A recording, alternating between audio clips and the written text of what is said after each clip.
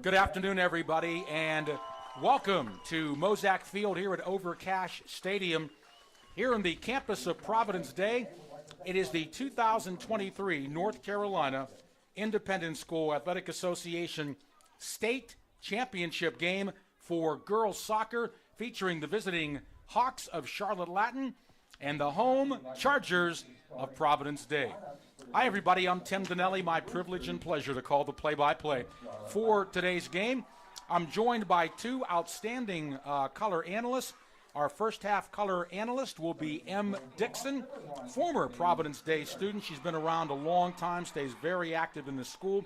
And then ninth grader Zach Kahn is also going to be joining us in the second half. But M, welcome. Thank you. You know both of these teams. I do. And you know a lot about them. And, you know, two very, very close games. And as you alluded to before we got on the air, we could even have an overtime game here today. Absolutely. The teams have faced each other in the finals for, let's see, how many times? I think like 7 of the last 10 years. Wow. And last year it went into PKs after a several-hour storm delay, and that was a very intense game. It was originally like a 1 o'clock game, and then it wasn't ended up being over around 8:30.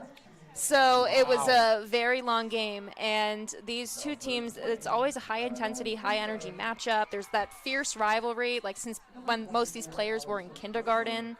You can never really predict games between these two teams, and there's just a lot of respect between both coaches and the programs, and with such a fierce rivalry, you really never know how it's going to go. So it could easily go either way this year. And we want to talk about the tremendous defense of the Providence Day Chargers this year. Wow, how many shutouts for Chandler Brooks. We all talk about how many goals the team can score, but man, they've got good defense and a great goal. Absolutely. We've got 15 shutouts on the season, and that's out of, 22 games, I think? 23 games. And I mean, I don't want to slag off on Latin because they have 12 shutouts for the year as well, and out of 20 games. So both teams are well deserved to be ranked top 20 in the nation. Talk about the two goaltenders for these teams. We know Chandler Brooks, she's a real rock back there, does a great job. Absolutely. So Chandler, a lot of the fans like to call out when she makes a great save, this isn't even her main sport. She's actually going to college for basketball at Embry-Riddle next year. And I think you can really see that with how calm her hands are on the ball. And I don't know as much about the goalkeeper for Latin, Maze Fisher, but from what I've seen of her, she's an athletic player. She's not afraid to get on the ground and to jump up, and it could be a really interesting matchup today. That's great. And let's talk about the Providence Day offense. The McElroy sisters, wow, they had a great season. Absolutely. And then senior Cameron Seacard as well. Absolutely. Cam Seacard has been all-state every year she's played, so she probably will be this year as well. I would be surprised if she wasn't. She's going to the University of Richmond. She is. She'll be playing soccer at the University of Richmond. Good stuff, Em. Tim Donnelly doing the play-by-play. M. Dixon, our first half color analysis analyst, and Zach Kahn also with you. And we're going to be pausing right now for the playing of our national anthem. And following that, we'll have the opening kickoff. Those who serve to protect our freedom with the playing of our national anthem.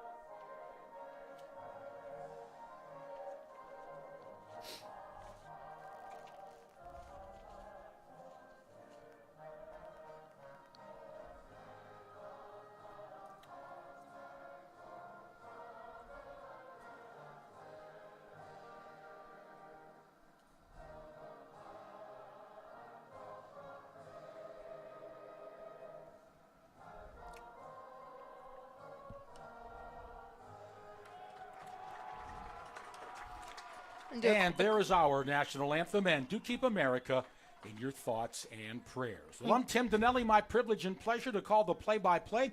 We're joined by M. Dixon, who will be doing our first half color analysis. And M, you've been around the live streams for a long time, you and your dad, Ted, but talk about you going to school here. You played a sport or two, right? I did. So tell us a little bit about yourself. So I actually played soccer for Duds his first 3 years here. Wow. So he came, it was the first season he was here. He head coached in 2012 and was the lead head coach 2013, 2014. And those 2 years were the first years we ever won the state championship. Isn't that awesome? So it's really cool for me to be back here and getting to watch Duds. And some of these kids, whether it's I know their older siblings or that they were in lower school when I was in upper school, some of them I've known since they were little. So it's extra cool to get to see them out here today. Like Riley Brindley, I always talk about her because we were in an all-school musical together when she was in 2nd grade and I was in 11th grade. So I love getting to watch her. She'll be playing soccer at Denison next year, as will Lauren Jensen. It'll be cool to see them continue to play together. And Lauren is a multi-sport athlete as well here at great basketball player. Oh, yes, indeed. Helped to lead her team to the semifinals of the NCISAA. So that's really great, Em, because you can really have a lot of insight into the coaching strategy of Dan Dudley. He's very well liked here at the school, does a great job for the girls team and the boys team as well. Let's quickly run through starting lineups as we get ready to come out here, and then we can keep chatting. All right. Well, I'll do Providence Day, and I'll toss Latin over to you. But, of course, Chandler Brooks is going to start in goal, senior. Back in the back, we have senior Lauren Jensen, number 4.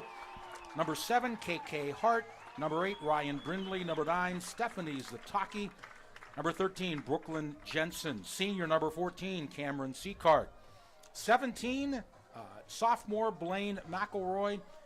Sophomore, number 19, Leah Zimmer. And then also we have freshman, number 22, Devin McElroy. And M, how about Latin? All right, so in goal we have Maze Fisher, senior. We have number 5, Dempsey McMahon. Number 7, Ella Smith. Number 9, Claire Zhang.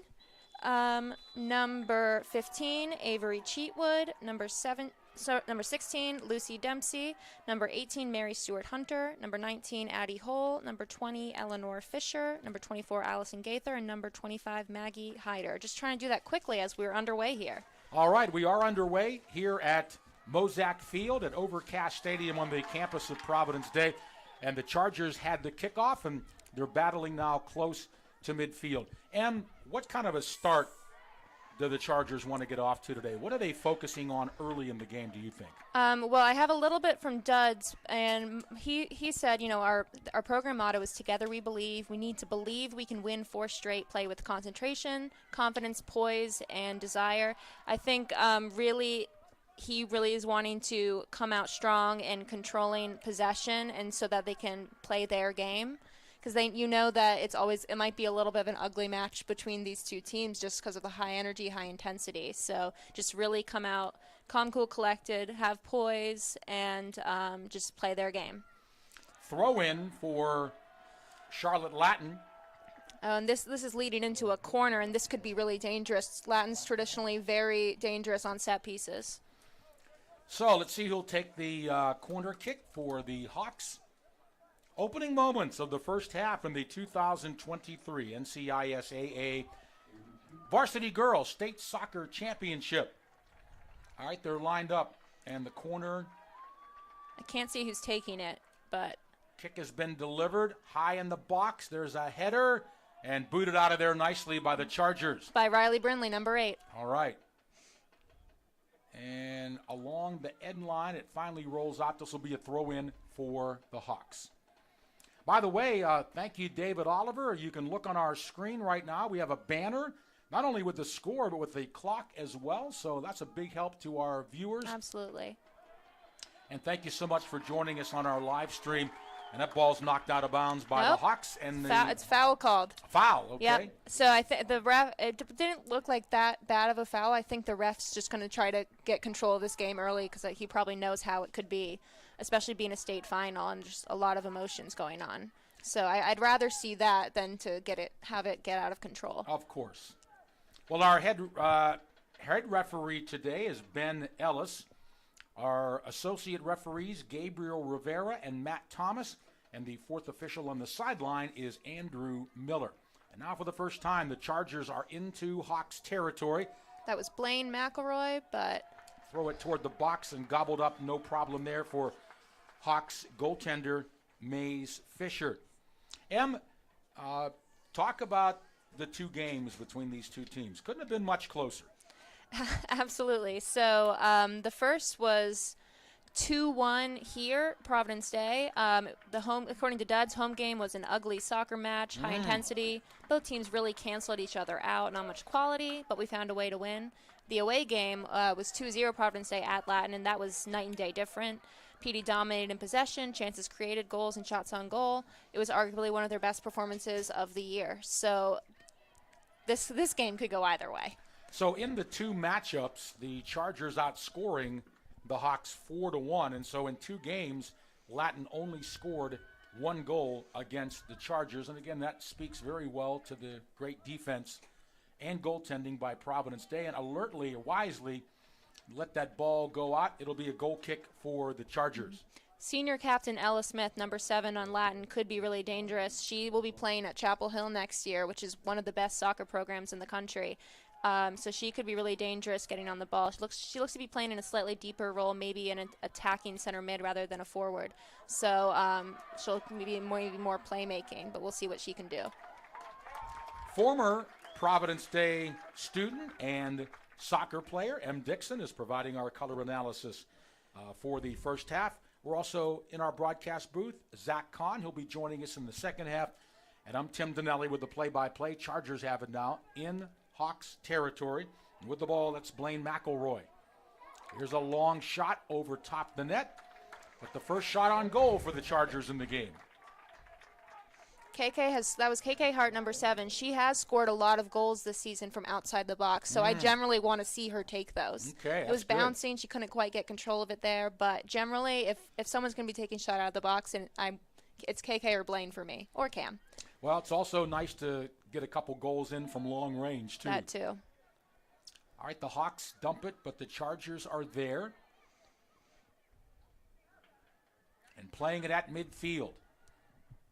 Working well, now splitting a few defenders. Love that from Blaine McElroy. Blaine McElroy dumps it in down low. Here's an opportunity with a shot. It's right on. And the stop made by Maze Fisher. And that was Devin McElroy with the shot, so Blaine to her sister Devin on that great ball.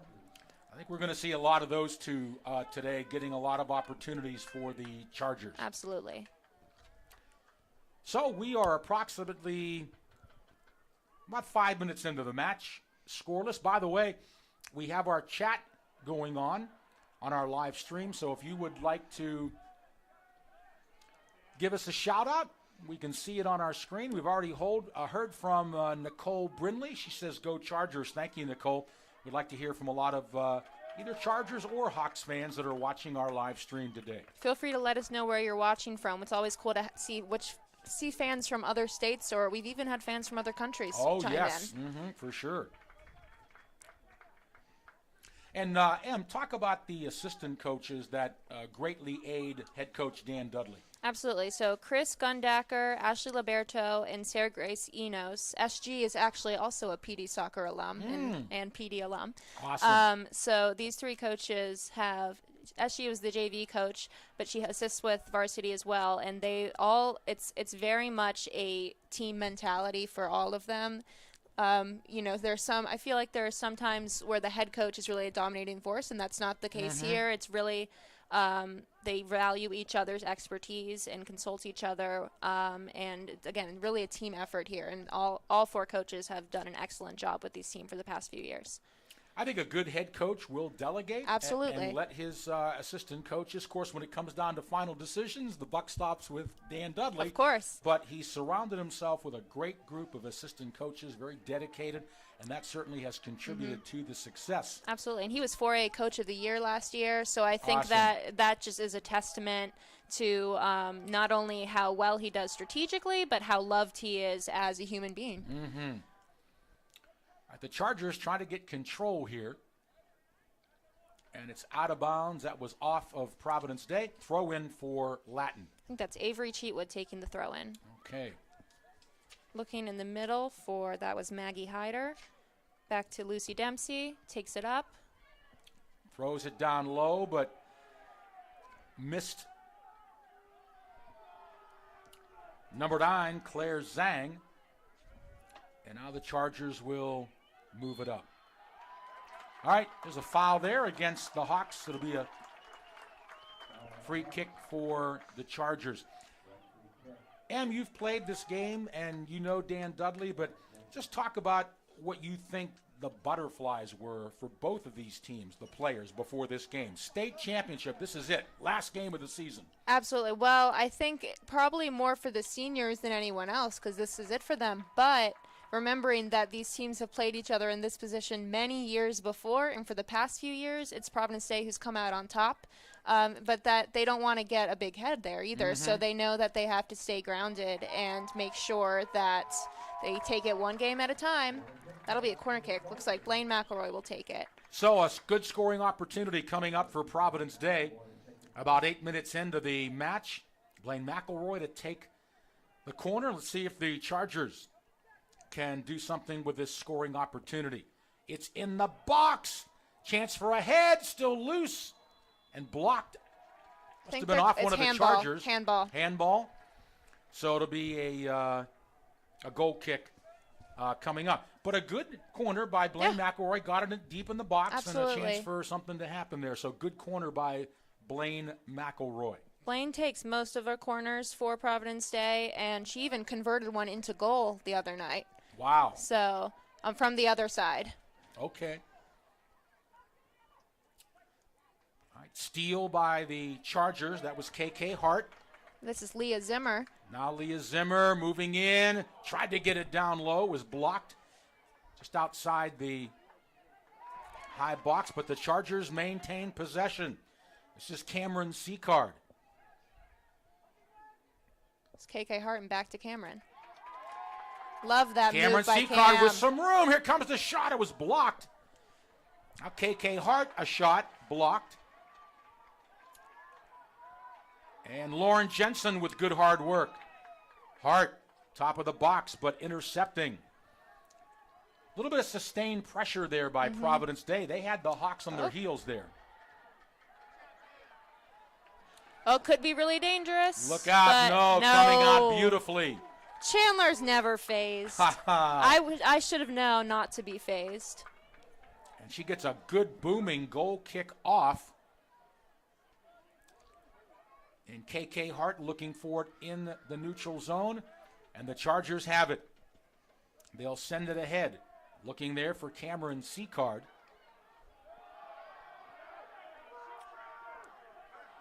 By the way, side note, Cameron Seacard's dad, Michael Seacard, is an ear, nose, and throat doctor for Charlotte Ear, Nose, and Throat. And I've seen him, and my wife has seen him several times. A great guy. So has my sister. Really? Okay, so he's an awesome doctor, and it's been good to see him this season. Oh, shot, but that's saved. No problem there. It's the one hopper to Chandler Brooks. So the Chargers now will build it up from the back. They get it to midfield, but the Hawks intercept Mary Stewart-Hunter. And now it's Claire Zhang. Stolen away nicely from the back by Blaine McElroy. And the Chargers have it. Sending it ahead. Latin intercepts. And now Zhang battling for it. And the Hawks have it. This is Ella Smith. Dumps it down to the right flank deep. But it's going to roll out, and a goal kick coming up for the Chargers. Oh, we got a sub for Latin. Cora Wickham coming in now, a junior midfielder. I'm Tim Donnelly with the play-by-play. M. Dixon, our color analyst for the first half, and Zach Kahn also in our broadcast booth. So, M, your analysis so far in the first 12 minutes of this match. What do you think? I mean, still anyone's game. Both teams have had moments. I think Providence Day may have had maybe doing a better job possessing as a team. But overall, again, it's anyone's game. Both teams have already had a corner. And Oh, this is some better team play from Latin. Just some better passing. Oh, and we've had some stuff bobbling up. I think it's a bit of, emotions, maybe a bit of nerves and butterflies, like we were saying, and so could be why they're taking a moment to settle the ball and it's bouncing a little bit. But, generally, it's anyone's game. It's going to be anyone's game the whole game, regardless of the score. Cameron Seacard was fouled at midfield, and Lauren Jensen will take this free kick. See what the Chargers can do. They can get the ball deep into the Hawks box. 12 minutes gone now, but 13 minutes gone. It's deep in the box, loose. They try to get it in deeper, still battling. That's Leah Zimmer out to Riley Brindley. Brindley, left footer in the box. It's off the top of the goalpost. Oh, my. Mace Fisher leaped up, now down deep. And what do we have, offside? Offsides, that's what it looks like. Hey, that was the most dangerous opportunity for the Chargers. I love that from Riley Brindley. And again, I think she and Lauren Jensen as the outside backs both have about 5 or so goals on the season, and almost all of those goals have come from around that corner of the 18, getting those long balls in. Wow. So, I love to see that from Riley. Yes. That will pay off eventually, I do believe. All right, the Hawks with the ball. Up ahead, off of one of the Chargers, and throw in for Latin. Headed back nicely by Kate Cater. That's Abby Goldine coming in for the Chargers, taking out KK Hart. All right, into the game, yes, freshman, number 24, Abby Goldine. Talk about her game. What does she bring to the table? She has played some forward and some outside back for the Chargers this season. She is speedy and is not afraid to be aggressive. I hope she'll be more aggressive as she gets older. Mm-hmm. It's hard. Sometimes it's hard to be a freshman on such an accomplished team. But she's done really well. She's done everything that's asked of her. She's had a few goals and she's had several assists. So even though she's a player that tends to come off of the bench, but she makes that impact when she comes in. Yeah, you look at this Chargers roster.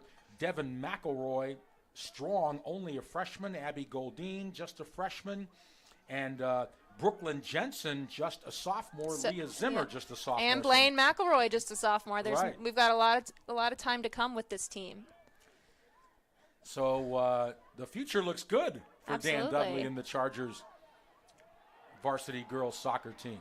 Kelsey Hart, who's not in yet, but she's also a freshman, KK's sister, who's done very, very well in that sort of holding 6 role. Leah Zimmer drops it back. Lauren Jensen. It was an unlucky sort of little roll up and off of Devin's face there. Addie Hall. Oh, they call the foul there on Providence Day, and much to the disdain of the Pro Chargers crowd here. I am glad that this center ref he's on it again, because this could get a little messy if he wasn't. With everything on the line, no doubt. Ben Ellis is the head referee today. See another Chargers player getting ready to come in. Looks like Kelsey Hart.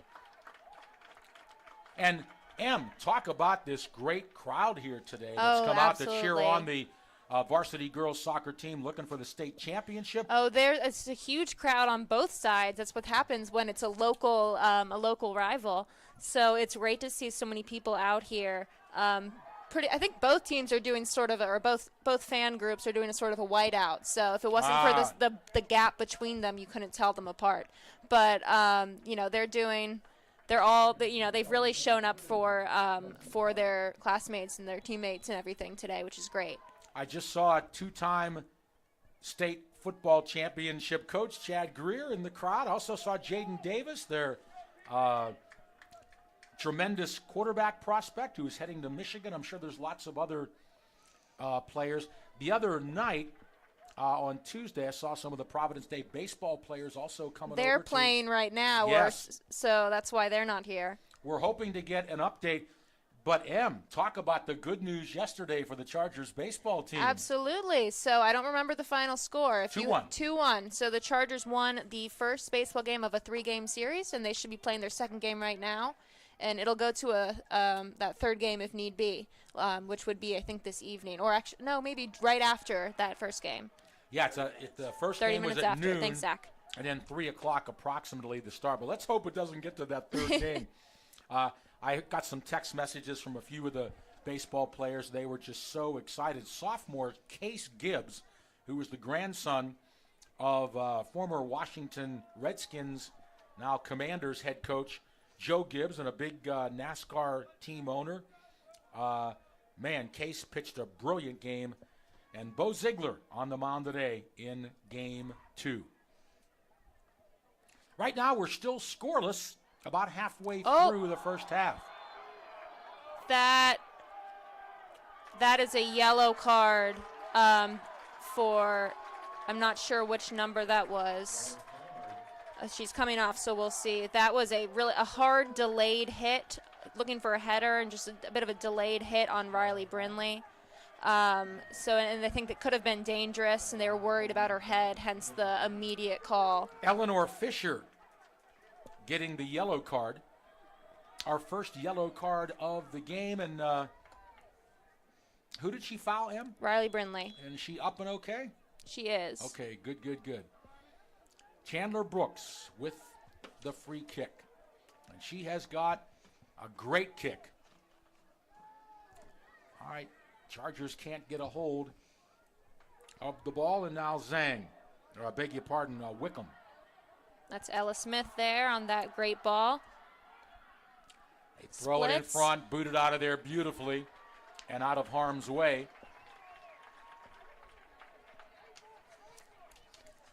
I can't see all of them due to the fans standing in the way, but we've got at least, I think, 4 Providence Day recent soccer alums who were teammates of a lot of the current team that are on the bench with them. Oh, that's awesome. I think so. I see Maggie Carabell, Addie Holgerson, who plays soccer at Clemson. Oh my She's goodness. a keeper at Clemson. Yes. Ava Hellner, who plays at Elon, and then I think Petra Caldwell is here as well. Yeah, very thrilled with Addie going to such a big prestigious school. Oh yeah, like Clemson. she's had a great year from what I've seen. Maybe I'll get to talk to her about it after the game. I hope she's doing well, but it's great to see her and the other alums, especially such recent alums, cheering on their former teammates in their school. All right, almost halfway through this first half. I think the Chargers have had a slight edge in the scoring opportunities. I'd say territorial advantage has been pretty close to even, and this is no surprise, Em. This is what we expected today. Devin McElroy and KK Hart back in for the Chargers. Leah Zimmer and Cameron Seagard come out. Looks like Duds is going to do more frequent subs just to make sure that everyone has fresh legs and stays safe today. So it's cool to see that sort of recycling going on with with these subs. Well done by Kate Cater on that header away from Ella Smith. And her dad, C.D. Cater, longtime employee here at Providence Day in a number of roles. All right, battling for the ball, it's Maggie Hyder, but the Chargers come away with it. And here they come on a run. Blaine McElroy dumps it off. Long shot off of one of the Hawks, headed to the near side. That'll be a Chargers throw-in. All right. And wasting no time and getting it in. You tell all of them to All right, ball bouncing around at the top of the box now, finally cleared out. Still there. We've got some fans in our way, so I think Zach's going to go try to tell them to not be standing up right there. That's a good idea. Heads up on that, Em. All right, Hawks with the ball now deep in their own end. A little halfway through this first half here.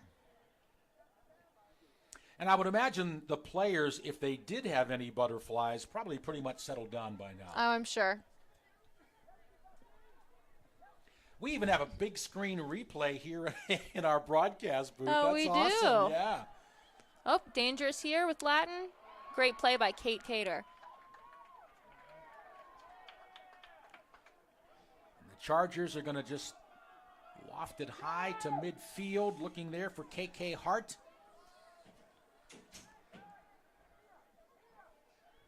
Betty Seacard is watching the Chargers from Florida. She says, go Cameron Seacard. Betty, thank you so much for your shout out. We'd like to hear from you all. Let us know where you're watching from, who you're cheering for. Good job by Lauren Jensen to keep that ball in along the near sideline. It's a throw in for Providence Day.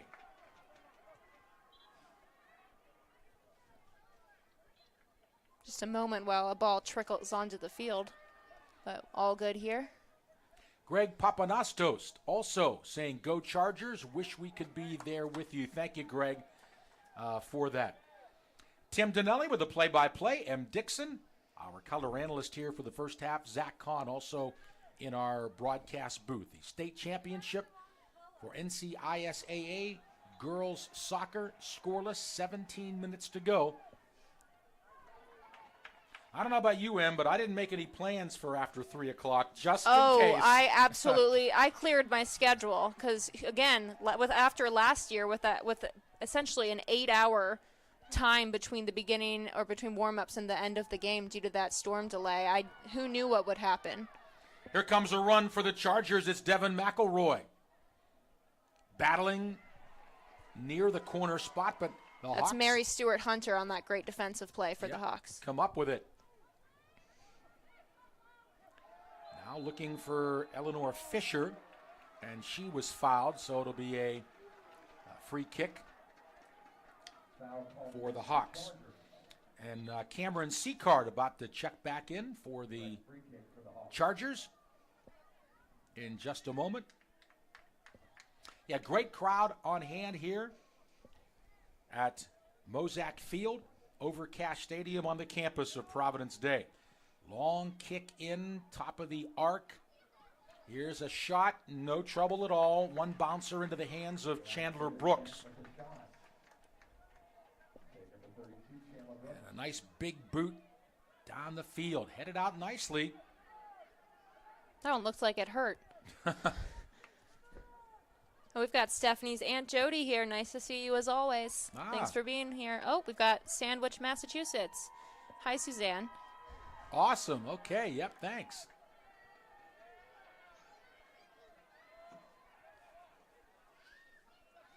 We'll talk about this a little bit later, Em, but you're going to be heading up to Massachusetts here in a little bit. We don't need to talk about it. It's not relevant to the game. Let's. But it's relevant to you. It's relevant to me. And you're part of the game. Cam Seacard is back in for the Chargers, and Avery Tapp checks in for the first time. All right. Clara Juckett also coming in for the Hawks. And talk about Avery Tapp. Very tall player. She uses that to her advantage for sure. She'll be continuing her education at Clemson next year, so we're very happy for her. And she has been a long shot from Riley Brindley, and that'll go over. But yeah, Avery has been a really steady player. She's really stepped up her game this year and has made some really key plays from the back. And a team manager for the Chargers volleyball team this past fall. And a goal kick coming up for Charlotte Latin. At halftime, I can do a quick rundown of where the seniors for both teams will be going to school next year. I just don't want to take that up right now. Into the box. It's tossed out. This will be a corner kick for the Chargers. Also, Nicole Brindley again sending cheers from Old Lyme, Connecticut. Thanks, Nicole, and to Jody, Greg, Suzanne. Awesome. All right, good scoring opportunity. It's into the box. Header just over top of KK Hart. Riley's trying to save it, and she gets there. Well done. Now it's kicked out, and who's got the ball? It's going to be to the Chargers, a throw in.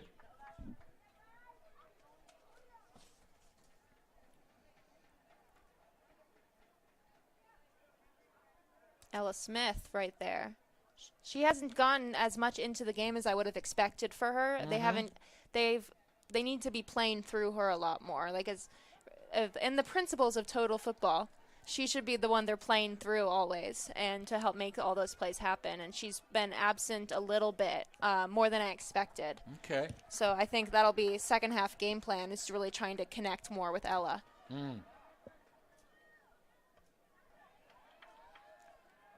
In the neutral zone. Try a through ball coming out. Chandler Brooks, no trouble. They've tried that through ball a couple of times, but it just hasn't worked. Chandler's come out nicely. And they haven't had the angle quite right. It's been too straight of a ball instead of heading a little bit towards the corner. So I think there's just a few factors like that have contributed. And what a historic spring it has been here in 2023 for Providence Day. Several of the teams in the state finals. Unfortunately, our girls lacrosse team lost today, but what a season that they had, losing today in the finals to Charlotte Latin, which has a tremendous lacrosse team. Our baseball team in the finals, 1 win away from a state championship. We have our boys lacrosse team playing tonight against Cannon, up at Cannon. And then our tennis team still also in the mix. So it has Not been to mention track and field. Yeah, and track and field, too. It's been an amazing spring for the Chargers. So much success. All right, Chargers is going to knock it out of bounds, take the ball out of a potential harm's way. And that was Ella Smith on that. She was getting there, and it could have been really dangerous because she's so speedy. So I think that was a smart play from Kate Cater. I agree. All right, Chargers have the ball. Cameron Seacard looking to hunt it down. But getting there first, Addie Hull of the Hawks. And now Allison Gaither plays it up. And it's off one of the Chargers, but held in and very nicely held into the far side. That was KK and Riley together on that. All right, booting it through. And now the Hawks counterattack with some room. But right there, great defense. Step. It was Brooklyn Jensen on that step, staying tight to Ella Smith, which I think is what you're going to have to do if she gets the ball. You don't want to give her space because she'll use that speed to get around you. How nice is it going to be to have another Jensen for a couple of more years? Absolutely. We've got 3 sets of sisters on this team, and only one of the 6 will be graduating. That's awesome. All right, thrown to the near side of the field. And giving chase is Dempsey McMahon, one of the leading scorers. And well played there by the Chargers. Wait a minute. That's a goal kick. It is a goal kick. I think he was going to talk to that player. She had a sort of delayed kicking it farther beyond after the play was called. So I think he was just giving her a little bit of a warning there. Okay. Leah Zimmer checks back in for the So Chargers. does Lauren Jensen. And Kelsey Hart coming out. But as a freshman getting some valuable minutes in the biggest game of the season, that has to definitely give benefits later on. Oh, absolutely. And Kelsey's done she's been a sometime starter for the Chargers in that 6 role, sometimes super sub coming in. So, and she's got several goals and assists on the year as well. I think more assists than goals, but she's definitely been a playmaker. 3/4 of the way through the first half. And we're still scoreless. The Chargers have had the better opportunities. And there's a shot off of Dempsey McMahon. And we will get a throw in for the Chargers.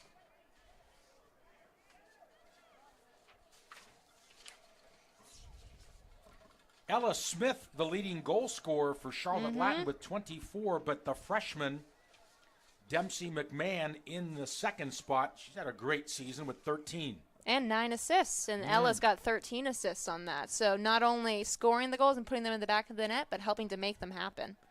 And the Hawks will lose Ella Smith to graduation. The new head coach of the Hawks of Charlotte Latin, Kyle Sears, taking over for the longtime Searles, icon. I believe. Searles, okay. Yes. Taking over for a long time head coach. And that's Lee Ella Horton. Smith. Oh, my. Chandler Brooks. Very nicely guarding that short side, and that's where the shot was. That was the best opportunity for Latin Absolutely. so far. Well, and it's Latin. If I was Latin, what I would have wanted there is, I mean, Ella's so fast. You know she's going to get there. You got to get someone else at the 6, someone else back post, because she's got 2 on her going to the line. She's got no angle on that shot. The odds of that going in are really slim. But if she could have slotted that to a runner, that could have easily been a goal for Latin. Looking for Devin McElroy. It's kicked out. Throw in for the Chargers. And Em, how big will it be for the team that scores the first goal today? That could completely shift the momentum due to not only how many fans there are that'll be cheering, but just getting that first one in, especially since they tend to be low scoring against each other because they do so much play on the field that that first goal is really could break things wide open. I remember 2 years ago, state final here between these two teams, and Latin sent the first ball in, and they were up 3-0, and Chargers came back and won 4-3. Wow. And the fourth goal was in the last minute. Oh, I would love to have seen that game. Oh, well, it's still on the stream channel. Okay, so I'll have to go and watch that one. Coming down 3-0 in soccer, that's a pretty big... Absolutely. So again, I never, and that's just from 2 years ago. This has been like this for the past 10 years between these two teams. I keep reiterating, you never know what's going to happen in one of these games. All right, throw in for Providence Day, and they have it. They'll kick it toward the box. It's going to go off ahead into the arms of Hawks goaltender Maze Fisher with 6:25 to go. She hasn't been as tested as much as I would like regarding shots on goal. I think that's the Chargers. They've had these opportunities. They've had some shots blocked. They've had a shot hit the crossbar. I would really like to see them test Maze Fisher, especially in resending those shots on goal to see if they can score one past her. All right, we got a throw in for the Chargers. M. Dixon is our color analyst here for the first half. Zach Kahn also in our broadcast booth. And I'm Tim Donnelly with the play-by-play. Thank you so much for watching our Providence Day live stream. It's the North Carolina Independent School Athletic Association 4A Girls Soccer State Championship. Scoreless with about 5:45 to go. Shout out to Ellen Paulson watching the Hawks from Florida. Nice to have you here.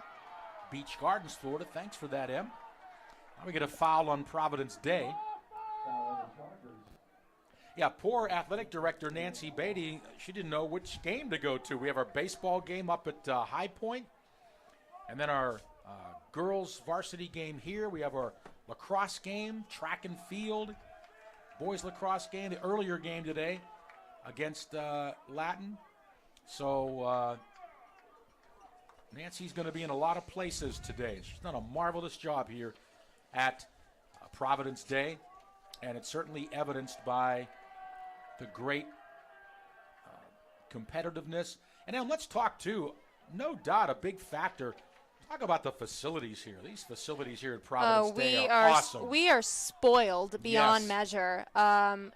We have been likened to small college in regards to our facilities with this stadium field, our building that we're in right now. It's pretty awesome. Yes, and it is.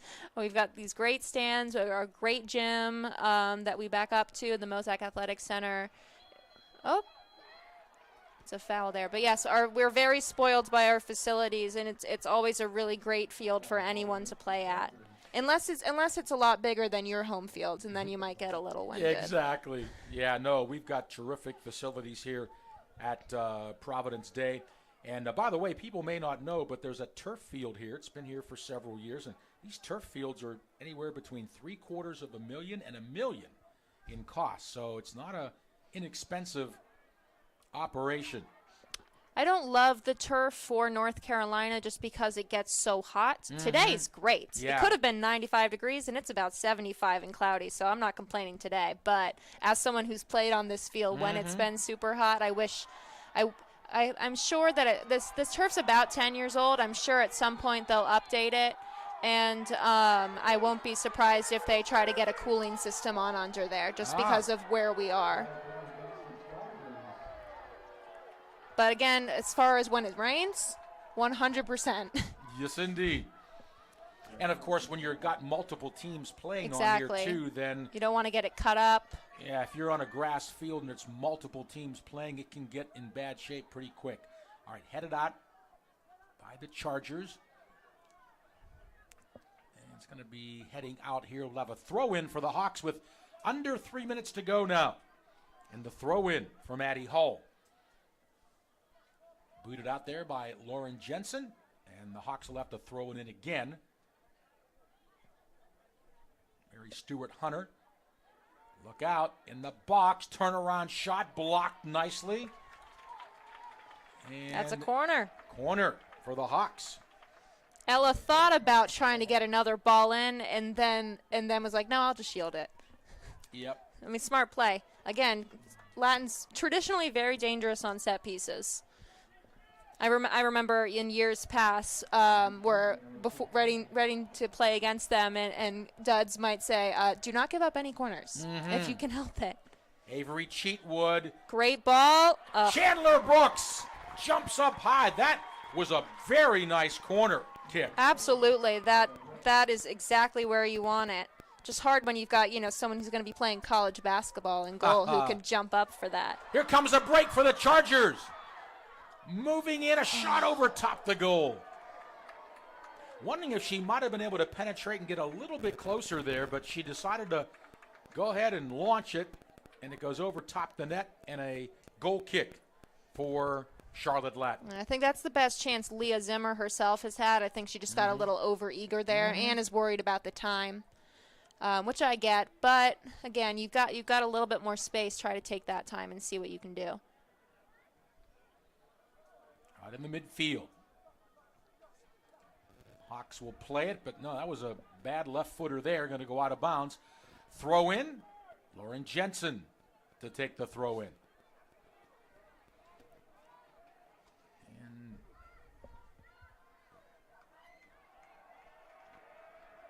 And dribbling with the ball. This is Blaine McElroy, but over the line. Thrown in by the Hawks, and now they have it. Maggie Hyder. Oh. And the referee says play on. Play it. Yeah, he's saying that please play an advantage because it went right to Chandler Brooks. Yes. Okay. But that was the second sort of hit like that on Riley Brindley. So hope she gets some rest at halftime. Yeah. All right, final 30 seconds of the first half. And it's launched deep downfield, but again, Chandler Brooks comes out. I'm very impressed, Em, with the way she knows when to come out. She has some of the best soccer awareness and soccer IQ, especially for a high school player. She knows exactly where she needs to be at all times. It's just really remarkable. Ball launched out, and final seconds ticking down. We are at the half. And in this 2023 North Carolina Independent School Athletic Association Girls Soccer Championship Final, we go to the half at 0-0. And Em, your first half impressions? Well, I think that generally Providence Day has had a bit of an edge regarding just some of the possession and some of the team play with connecting several passes in a row. But once Ella Smith got a little bit more connected into the game, that's when I think initially she was in that sort of attacking center mid role, and then I think she moved up top. And she's so fast that really gave Latin an advantage for getting those long balls, and that's when they got a lot more dangerous. So I'll say this a zillion times, but it's anyone's game until the final whistle. And I'd like to see both teams, be able to press that attacking third a little bit more, get a few more shots connected actually on frame. But, I mean, it's looking good. We'll see what these halftime chats are like. Indeed. So, not a whole lot different than what we expected. Scoreless at the half. Again, these two teams played two very tight games in the regular season, but the Chargers prevailed in both. A 2-0 win at Charlotte Latin and a 2-1 win here at Providence Day. Well, I'm Tim Donnelly with the play-by-play, joined by M. Dixon, who handled our color analysis in the I'm going first to half. add a few things, more things from the coaches that I didn't get to say earlier. Oh, yeah. Zach Kahn also with us here as well. And if you'd like to get a shout-out here on our broadcast, let us know. Got another shout-out. Great game from Long Island. Rhode Island, I should say. Great to have those folks watching. Judy Trinket, Stephanie's grandparents and cousin Ryan are watching from Grantham, New Hampshire. And we've heard from folks in Florida, Ellen Paulson, and a lot more. Thank you very much for chiming in. So we're going to turn things over to Em Dixon now. She has a lot of interesting tidbits about the coaches, and she's also going to tell you where some of the Chargers players are going to be heading to college for the seniors. So, Em, take it away. So, first, I heard from Coach Kyle Searles last night about the Hawks season. They've had a great season and have battled through adversity as any team has. They know each other. They know each year that the expectation is to try and repeat the success of last year. But he thinks this year's team has really been focused on playing one game at a time, knowing that each game is always going to present its challenges. And the girls have done a great job of working through those games and moments together. He goes on to say that I feel like this is one of the closest teams we've had in years past from a team chemistry and togetherness point of view. Each of our players understands their roles and takes them in stride. They play for each other and they play for Charlotte Latin. They have 5 seniors this year. Ella Smith, again, who's committed to play soccer next year at UNC Chapel Hill. Our other 4 seniors, Allison Gaither will be attending James Madison to continue her education. Lyden Clark at University of Georgia, Maze Fisher at UNC, and Claire Juckett at Wake Forest. So that, again, quick rundown for Latin. And then for Providence Day, so Duds, again, just crazy to believe we're here again, a different year, different location, same opponent. Just so much respect between these teams and players and programs. But it's top 20 nationally ranked matchup with, I think at last count, Latin ranked 19th and Providence Day ranked 3rd. So this is just, this is some of the highest quality soccer you'll see at this level, absolutely. And then for our Chargers seniors, number 4, Lauren Jensen, and number 8, Riley Brinley will both be continuing their educations as well as playing soccer at Denison. Great to see them continue to play together. Number 9, Stephanie Zataki will be playing soccer at WNL, joining PD alum Louisa Bynum. I think they'll get to overlap for one season, so that'll be really cool. Cameron Seekard will be playing soccer at Richmond. She's number 14. Number 16, Avery Tapp, will continue her education at Clemson. And number 32, Chandler Brooks, will be playing basketball at Embry-Riddle. Our 2 managers, Julia Wood and Grace Ellsworth, who have done a great job this season for this team. Julia will be attending Clemson, and Grace will be attending Auburn. Awesome. So the managers also getting in there, one going to an ACC school, another to an SEC school. We're at the half. Chargers and Charlotte Latin Hawks still scoreless. You're looking at midfield right now. The Chargers, we see the Hawks in the right-hand corner. Didn't go back to the locker room, but just on the field there, sitting down, resting, and getting instructions. So, Em, again, what is the strategy now for Providence Day? Because you didn't score a goal, do you push a little harder forward? Do you stay back and still play good defense and wait for a break, wait for an opportunity? Defense wins games, absolutely. But, or as they say, I think they say offense wins games, defense wins championships, and this is indeed a state championship. So I think what they're going to do is they're going to stay steady on that defense, but definitely it's getting into that attacking third like they've gotten there, but it's that final shot. Mm-hmm. And I think getting that final shot on frame, they haven't really tested this keeper, Maze Fisher, yet this game. So I think really just getting those shots on frame will be huge for them. And then for the Hawks, I think it'll be a lot more of trying to slot through to Ella Smith now that she was in that more of an attacking role, as well as trying to utilize their other players, and I think it'll be a lot more counterattacking from them to utilize that speed. Mm-hmm. So it's going to be an interesting second half as both the coaches now talking about the strategies that they want to employ in this second half. The Hawks finished with an overall record of 17-2-1 in their 20 games that they played, and the Chargers 21-2 in the 23 games that they've been able to play this season. Yeah. And you've heard me talk a lot about this rivalry, but for those watching who aren't as aware of what it means for PD and Latin to play each other, I'm going to give you a quick rundown of the last 10 years. 2013, PD wins states. Latin lost in the semifinal. 2014, Latin loses the semifinal. PD wins. 2015, they play each other in the final. Latin wins. 2016, PD loses in semifinals. Latin wins.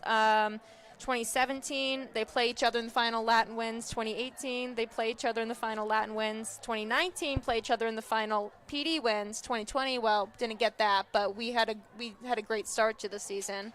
And then 2021, we had that great 4-3 comeback win in the state final right here at Mosaic Athletic Field at Overcash Stadium. And then last year, a win in PKs for Providence Day. So we had, starting in 2013, the winners of states here are, it goes PD, PD, Latin, Latin, Latin, Latin, PD, PD, PD. Wow. And that's just starting in 2013 because that's when PD really started being competitive in soccer. And Latin had several state championships before that. But this is, Latin's been a rival in a lot of sports, but I think that's really when the soccer rivalry began once PD could compete.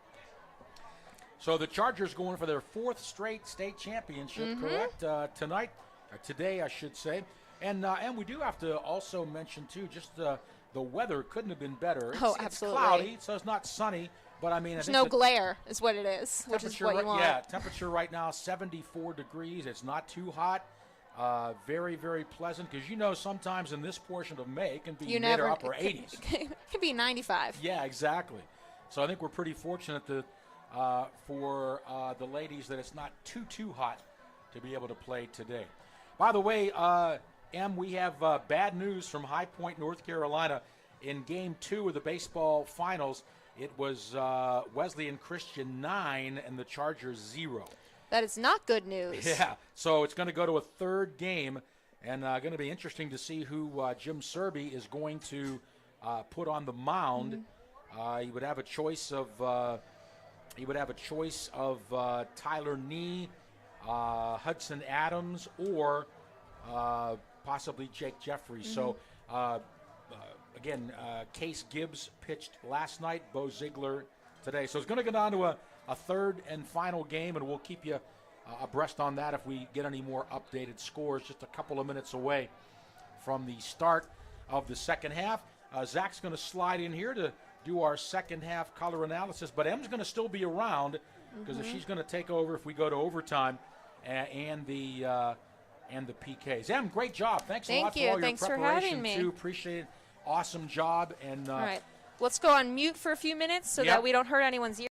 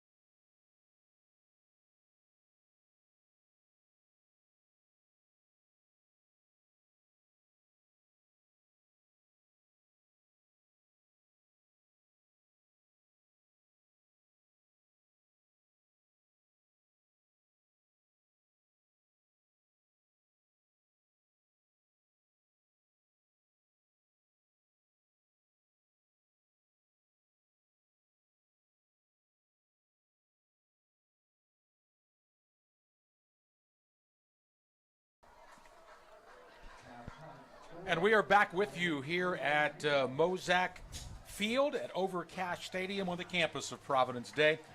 I want to thank M. Dixon for her outstanding color analysis in that first half.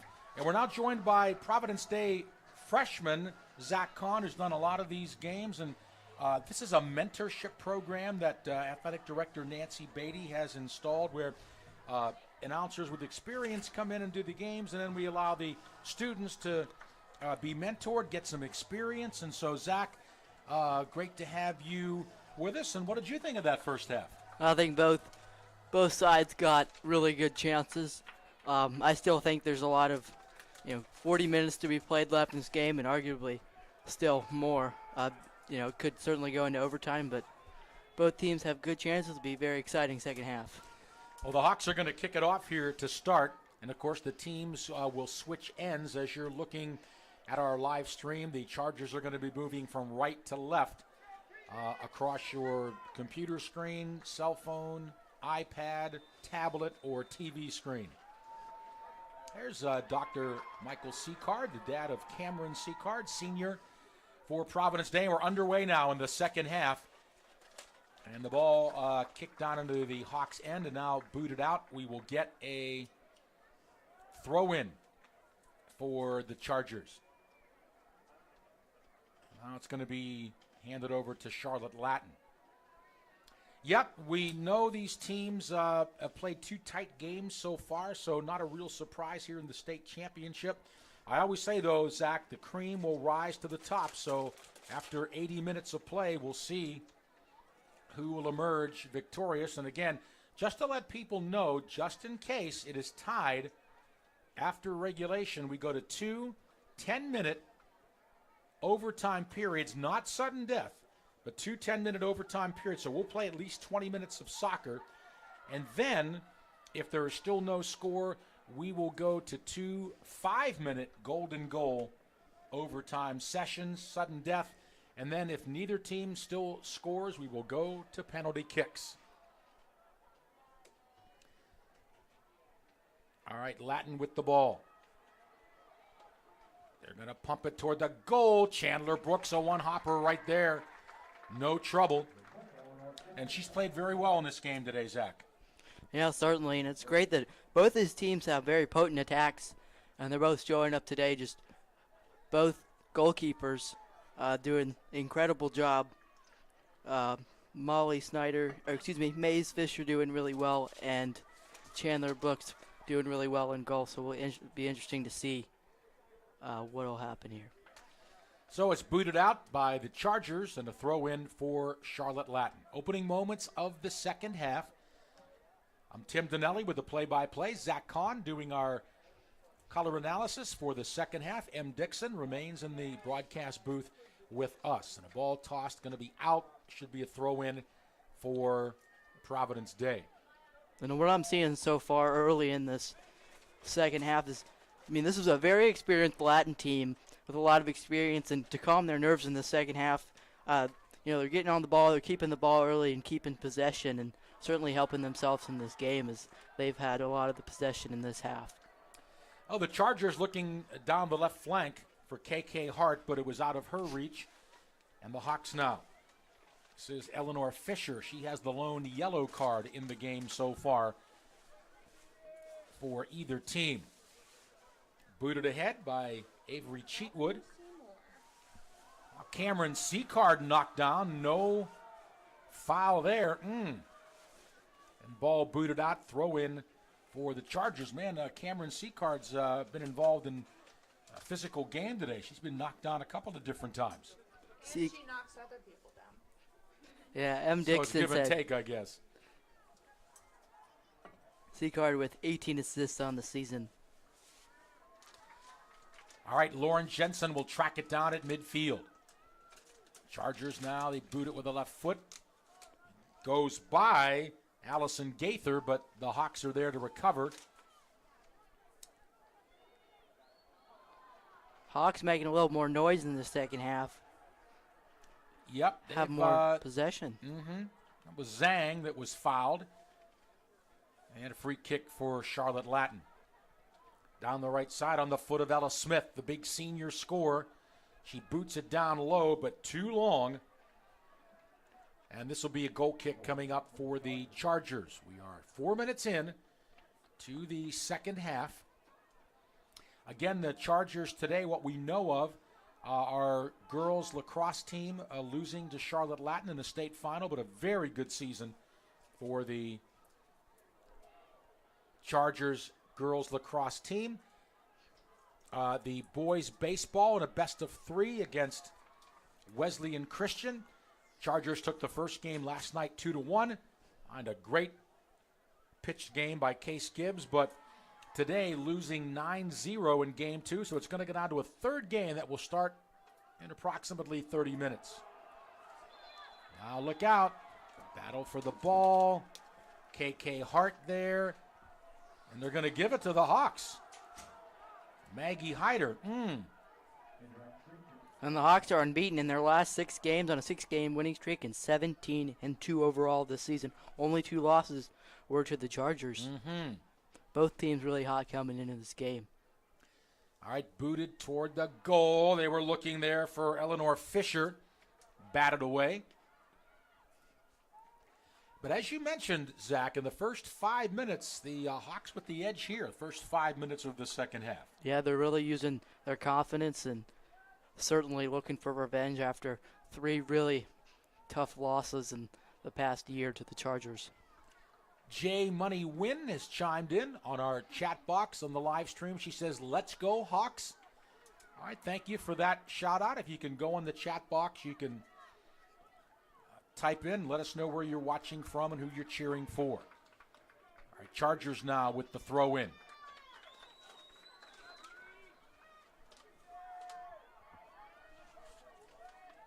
On the foot of Blaine McElroy, deep in the corner. Watched. Now getting it back. Here comes the shot toward the box, but it was off target.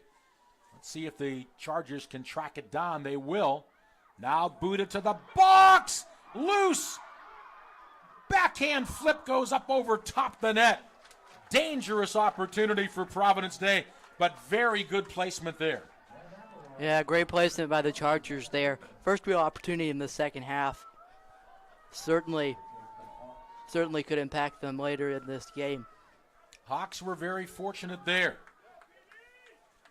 And as we were talking to M. Dixon in the first half, Zach, the first goal in this game is going to be huge, knowing that the goals are going to be far and few between today. And running the first half, you saw Blaine McElroy really set the rhythm for this PD squad. They kept possession and in the box, it's loose. Turnaround shot. Left footer goes wide. And now the Chargers are awake, and they're putting on some great pressure deep in Charlotte Latin territory. A left footer, boy, that could have been on goal. I don't know what would have happened, but a good opportunity by Providence Day. Teams going back and forth, taking shots, and this is the game we've all want to see and like to see. Just see who scores first. Providence Day flexing their muscles. They have it now with some room. It's Blaine McElroy. Here comes the left footer. She scores! Blaine McElroy, a left footer from about 20 yards out, and the Chargers have drawn first blood. Blaine McElroy, a beauty. And you saw right there Blaine McElroy getting past that first defender, keeping her head up and firing a rocket from distance. Great goal by the sophomore, and she scores her 16th goal of the season. Maze Fisher was perfectly placed in goal. It took a perfect shot to be able to get into that right-hand corner. M. Dixon agrees. That just was a perfect shot by Blaine McElroy. And, Zach, we talked about how big the first goal would be, and the goal is in the Chargers win column. And now the pressure is on Charlotte Latin, as really in the past, Charlotte Latin started out strong, and now the Chargers have picked up a lot of momentum. All right, Chad Fights has chimed in too. He says, "Come on, Hawks." We've also heard from Suzanne Borneman. She said they're Stephanie's grandparents, Carol and Ann Zataki. cheering on Providence Day from, I don't know if I'm going to get this right, Kanoe, Hawaii. Wow. Okay. Our pronunciation expert, M. Dixon, will clear that up for us. But nice to see somebody watching all the way from Hawaii. That's got to be probably like 9 o'clock a.m. right there. Now Dan Dudley, he's looking at the referee like, what happened there? Dan Dudley, a very experienced coach, but let's not forget about incredible job done by Latin coach Kyle Searles. Sorry about that. 17-2 in his first season. Certainly could have a career just like Coach Dudley, as he's got a very strong start to his coaching career. You know, I talked to longtime Charlotte Latin head soccer coach Lee Horton before the game. I've known Lee since 1992, and Lee told me that, you know, he knew they were going to have a good girls team this year and a boys team, and a lot of people said, why don't you just stay one more year, win another state championship or two? But he said he wanted to give the new coach, Kyle Searles, a chance to have a good team in his first year and maybe win a state championship. And Searles has got his Hawks all the way down to this final game. But a goal early here in the second half by Blaine McElroy has the Chargers up 1-0.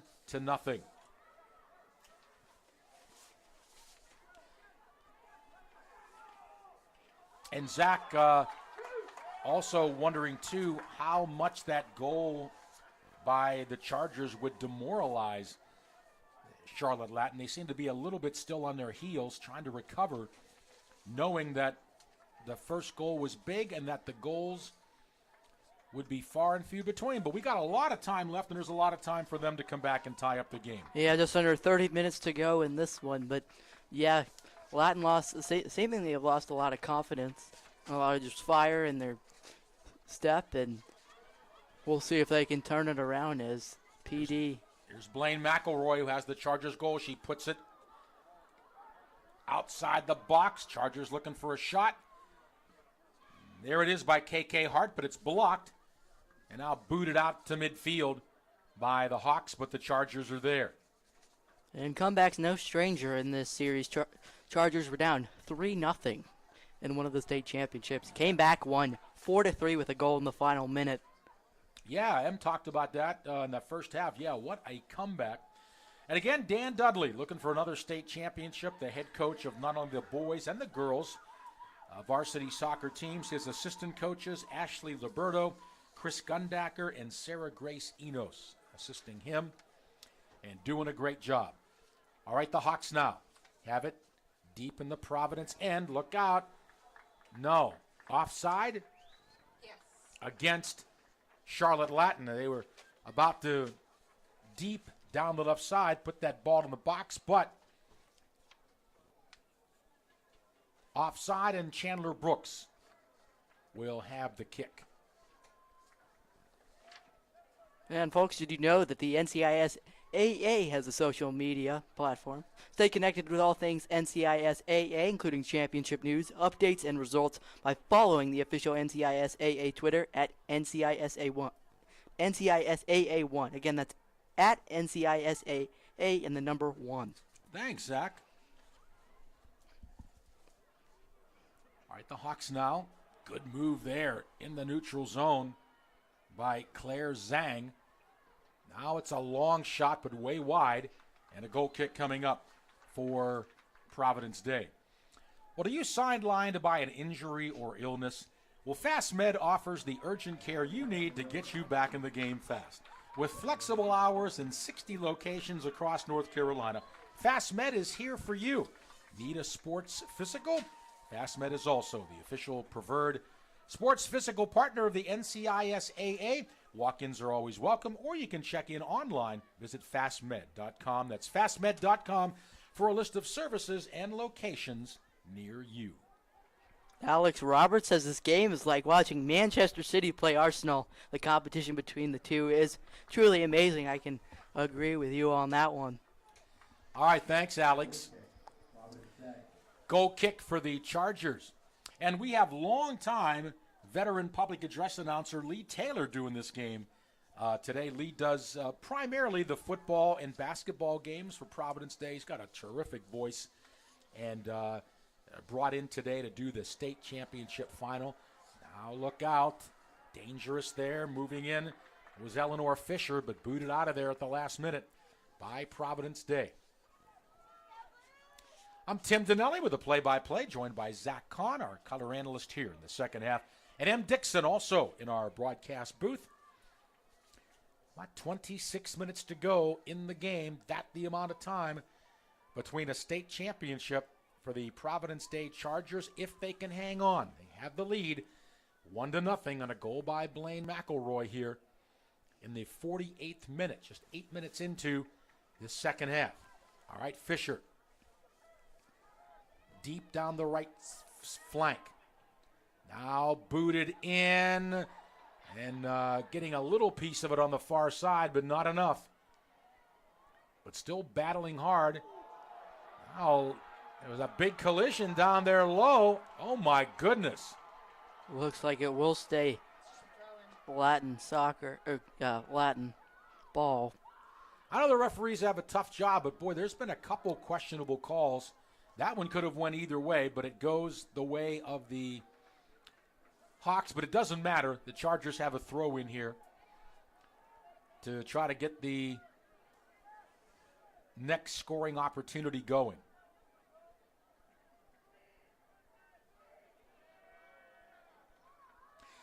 You know, there's a lot of strategies you can play with a 1-0 lead.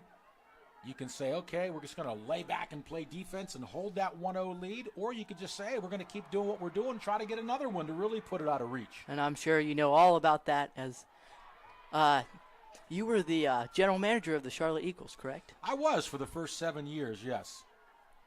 And Eagles have a couple of national champions in the USL too. Ball booted down deep, and a goal kick coming up for the Chargers. And again, Zach, I want to, again, just applaud the broadcasting mentorship program that we have here at Providence Day. I know you've worked some games with M. Dixon and watched her. She's been doing these for a long time, along with her dad, Ted. And then you and I have had a chance to work together, too, numerous games. And, Zach, I just loved it when I came over to your house. Your mom was there, your three brothers, and we did a little training session with a PowerPoint on your big screen TV in the living room. And we had a great time, and we're going to have to line that up with your parents and your brothers to do that again here in the off season. Yeah, certainly. Always wonderful to get the training from one of the best to ever do it. Oh, I don't know about that, but now we get a foul on the Chargers once again. Eleanor Fisher, but the ball taken away nicely. And the boot. Devin McElroy is knocked down and no call. Now a ball deep. Here come the Chargers with an opportunity. Cutting back. Here comes the shot. Batted away with one hand by Maze Fisher, but we will get a corner kick for the Chargers. Great save by Maze Fisher. Chargers will have another opportunity to score here on this crucial corner kick. It was Ellen Romanowski with that effort. And now Blaine McElroy will give the Chargers another scoring opportunity. A 2-0 lead would be absolutely huge for Providence Day. It's in the box, headed out nicely by the Hawks. They played that well to get the ball out of danger. Pumped right back in again by the Chargers. It's up into the air, volleyed, and finally booted out, about 45 yards out, and now back to the midfield. And looks like we've got a handball here, so Providence Day will regain possession. All right. So, folks, when it comes to your orthopedic care, choose better by choosing Ortho Carolina. With over 40 locations throughout the Carolinas, you're never far from one of the nation's leading providers of care for joints, muscles, and other orthopedic injuries. When things look bad, it's important to know you have a choice, but there's only one better choice which is Ortho, Carolina. Thank you, Zach. Tim Donnelly, Zach Kahn. Here in the second half, M. Dixon, who did our color analysis in the first half, is here as well in our broadcast booth. And if we happen to go to overtime or PKs, M's going to rejoin us. We hope that doesn't happen, though. Not that we don't want to hear from M, but we want the Chargers to win, and they are up 1-0 right now. By the way, we will have a recap following the game today, and we'll watch the teams get their medals. First and second place. Look, a breakaway. Latin has scored. And Latin scores as confetti flies. They got behind the Chargers defense. I think it was Wicklum with the goal, and we are all knotted up now. The goal coming in the 60th minute. And Alex Roberts' comment may be actually coming true. Certainly like watching Manchester City play Arsenal. Somehow, Wicklum got behind the Chargers defense. Huge momentum swing right back to Latin, as you can see. Several Chargers players deflated after this one, but it's not how you start, it's how you finish, and that's what the Chargers need to be thinking right now as they look to take back the lead. Got to check on that goal. See exactly who it was. We're knotted up at 1. Good job by Charlotte Latin. We give them props. They got down early but have tied it up.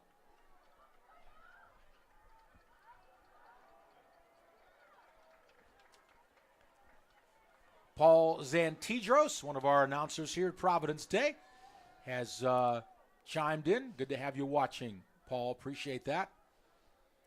Paul does some of the games here in different sports, but he was the voice of girls softball this spring. Girls softball had a win in the playoffs and before finally being knocked out, but they had 2 wins in the playoffs and had a good season. And hopefully, the Chargers lost to Cannon School in the playoffs, but hopefully lacrosse can get a crucial win against Cannon tonight at 7 up in Concord as they look to win a state championship. She fouled Kelsey first. So we get the foul on the Chargers. Fans not happy here at Providence Day. So again, the Chargers are going to have to come back now if they're going to not come back, but I mean they have to try to get a go-ahead goal. Tied at 1. Now wholesale changes for the Chargers. Coming in, Devin McElroy. So Blaine McElroy coming back in.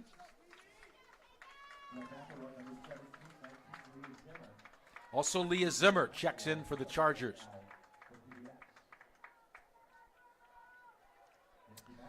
And you know what, Tim? The Wilson ball that these athletes are using is one of the best soccer balls in the nation. As for athletes to perform their best, they require the best. For over 100 years, that's what Wilson has delivered. Wilson's the official ball of the NCISAA. Learn more at wilson.com. As Latin's going to get another chance. And they score! They score. Latin has taken the lead 2-1. As the Chargers are going to need to mount a comeback as 2 goals in the last 3 minutes for the Hawks. Number 9, the goal, Claire Zhang, in lightning-like fashion. And the one thing, the Chargers beat Latin twice, but the other thing historically that might give the Chargers some hope is so the Chargers are on a 3-game winning streak against Latin in the championship, and before that, Latin won 4 in a row, so it'd be fitting for the Chargers to win their 4th in a row so they can even that 4-4 up, just historically. But the Chargers need to make a comeback to make that possible. So 2 goals in just a couple of minutes span has given Latin a 2-1 lead. They got a favorable bounce in the box there. And again, credit to Claire Zhang. She put it home. Now, Zach, we have to see what kind of medal the Chargers have, because now they're behind, and they've only been behind once, and that's just a couple minutes ago. Now they got to try to see if they can tie it up and come from one down. 18 minutes to go. Certainly a rare scenario for a lot of the players, considering they're sophomores and freshmen, just considering most of the players were not there for the 4-3 comeback win in the Play was offside, and so we get a goal kick coming up for Charlotte Latin. So now we hope Emily Dixon will take over for overtime. But who knows, the Chargers might score 2 in 3 minutes like Hawks did and win the game.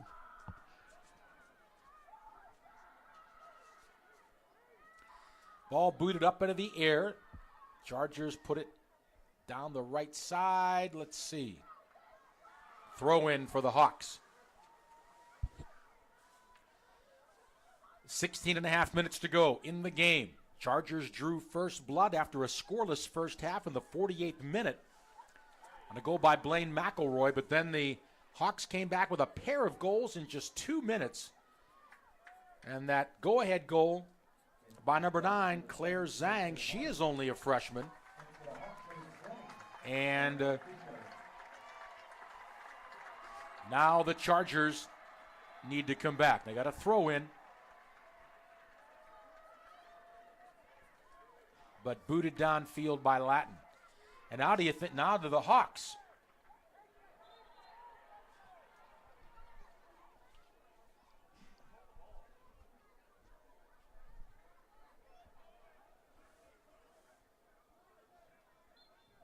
Chargers have it.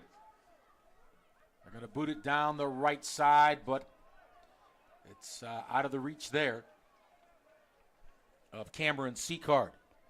So as a general manager of one of Charlotte's many soccer teams, what is the biggest comeback you've seen, at least for your franchise, up until the late 90s? I'd have to give that some thought. I do know that the team has 2 national championships. They won one of them in 2000, and that game was at Providence High School, sold out. Over 5,000 people were there. And wow, I think it was a 3-0 win for the Eagles. So, yeah, takes a long time to get to the finals, and the Eagles have lost 3 finals as well. They're 2-3 in championship finals.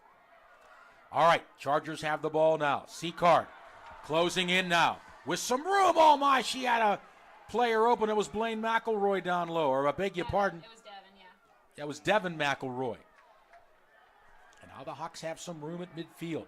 And again, Zach, do they now stay back and play defense, or do they try to get another goal to really put it away?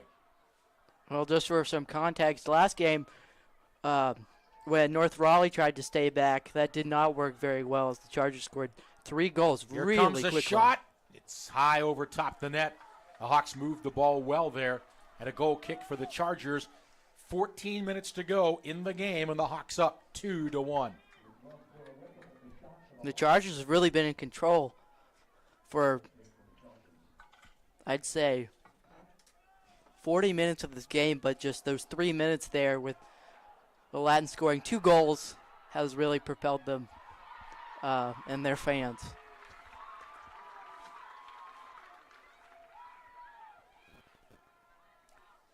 So the Hawks with the ball now, as time will become a factor for the Chargers here. Hawks have now outshot the Chargers. They were severely behind in shooting earlier in the first half, but now they have regained the shooting lead, and I think that's played a part in their 2 goals. Yep, stunning the Chargers after getting that first goal. 13 minutes to go. in regulation. Got a corner kick for Charlotte Latin. All right, the Hawks here have a scoring opportunity with a corner kick.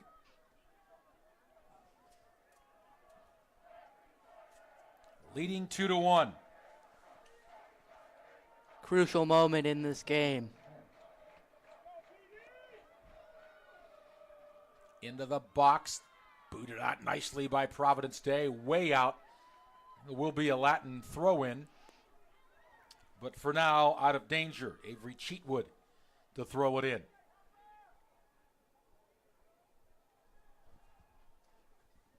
As Dan Dudley looks on with concern.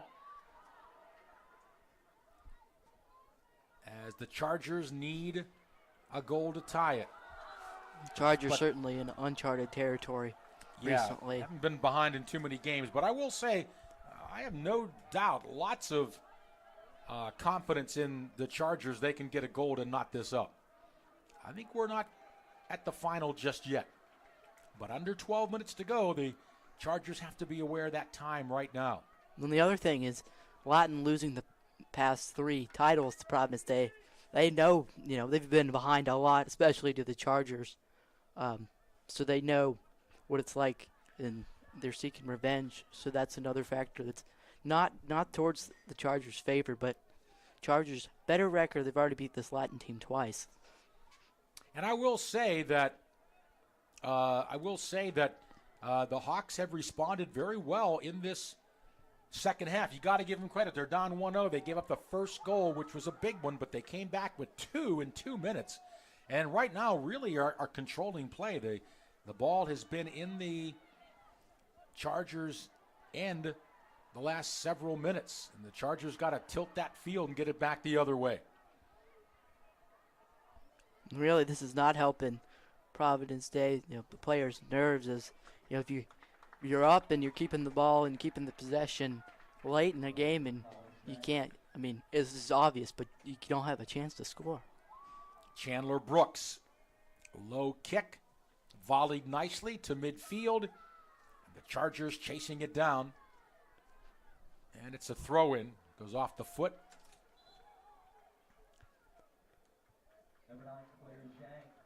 Of Providence Day.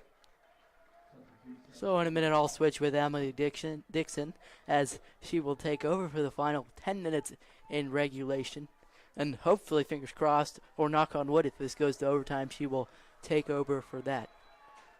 So Zach Kahn signing off. Thank you so much. Zach, as always, thank you so much for being with us and also running our controls over there as well.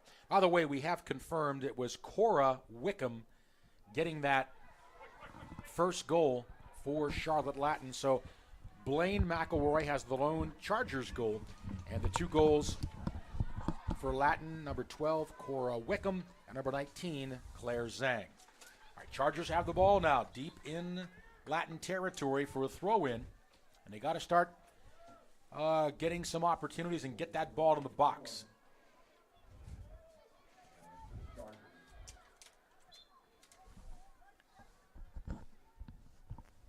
Throw in upcoming.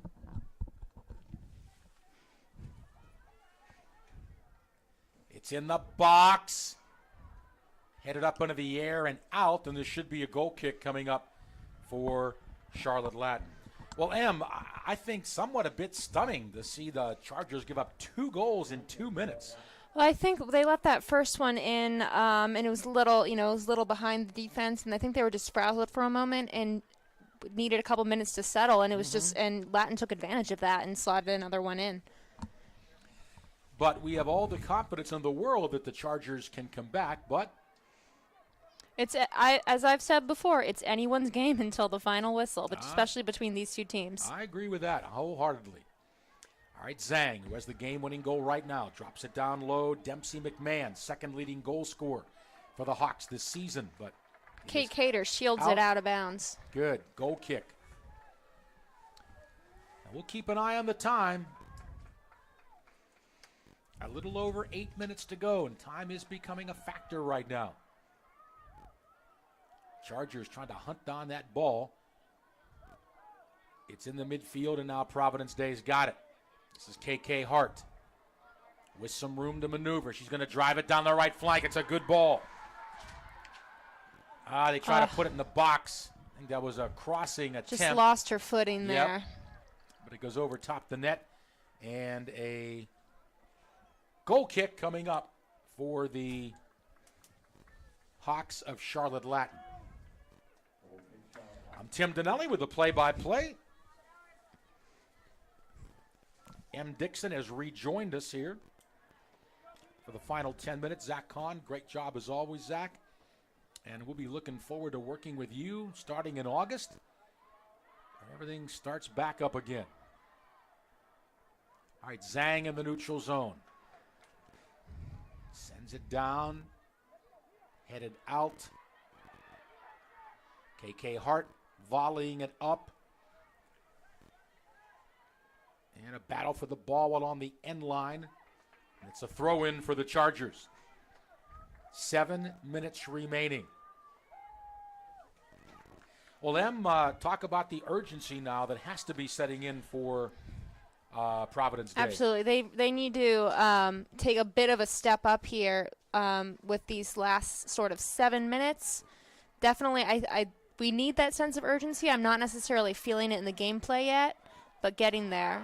Oh, and that was a late trip there, and that'll be a yellow card for, I think, is that number 20? She has to come out. I think it's number 23, but it could be 25. Hard to tell. 25. So that is, I think, Maggie Hyder. So 2 yellow cards for the Hawks, none for the Chargers. And a goal kick. It's going to be launched. Top of the arc, headed out by the Hawks. KK Hart looking for it, but look out. Long chance, but Chandler Brooks coming way out to play it nicely and knock it away from harm's way at Cora Wickham.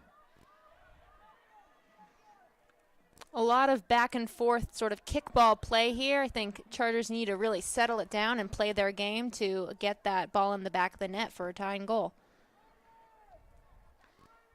On the far side, it was Eleanor Fisher, but she could not keep it in. Throw in for Providence Day. Under 6 minutes remaining now. We've played 74 minutes. Hawks up Abby 2-1. Goldine, great play by Abby Goldine to get that back. I was starting to say that she was back in for the Chargers, and then she made a great play. Great timing. All right, here's KK Hart along the left side. She's going to throw it in the box. It's lobbied out and now cleared back to midfield. And played there nicely by Kate Cater. The Hawks setting up now.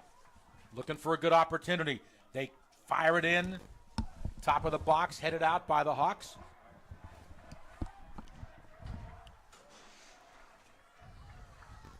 Throw in for Providence Day. 5 minutes remaining in the game. Sending it toward the top of the box. Headed out nicely by the Hawks there. And now Charlotte Latin will recover. And the ball's going to go out. Throw in for Providence Day. 2 pushes from behind by Avery Cheatwood. Knocking down Abby Goldine. We finally get the second call. Free kick.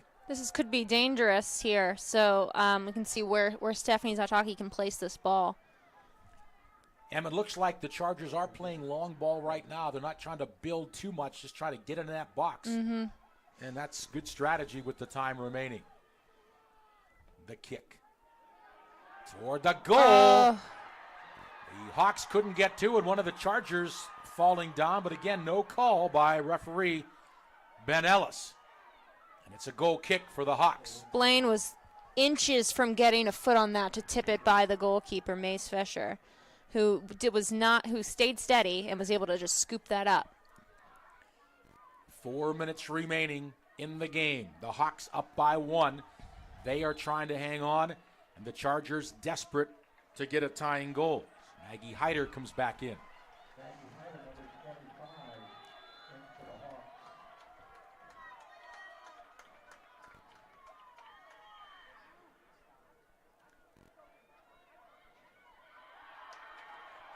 Now Zhang taken down there, but no call. And down the left side, booted out by the Hawks. Allison Gaither to be a throw-in for the Chargers. This is Riley Brindley. To McElroy. Top of the box. Lauren Jensen a shot, but it was blocked. KK Hart, I think, was on that shot. But Okay. it was a great play by Blaine McElroy to get it through a few defenders there. Sure was. Now booted way up the field with 3 minutes to go. Volleyed ahead. And booted out by the Hawks. And now it'll be Providence Day to throw it in. It's intercepted and tossed down. Zhang. The Chargers have to move up now.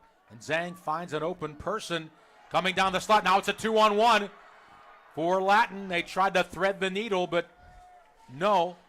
It goes into Chandler Brooks. She'll quickly boot it downfield. Defense did a good job there, staying high and kept Ella Smith off sides for, so that's what delayed that initial ball, and we were able to win it back. All right, 2:15 to go. Chargers have to really press forward now and get that ball in the box. Here is Goldine to Blaine McElroy. Her attempt blocked. She'll get it back nicely to Brindley. And coming back now, it's Cameron Seacard. Puts it to the box. Kicked out with under 2 minutes to go. It's Zhang. Lost the ball. Tackled away by the Chargers. And now it was Late tackle there by Zhang trying to recover it, so that'll be a free kick. Looks like Stephanie Zataki will take it. Cameron Seacard was knocked down.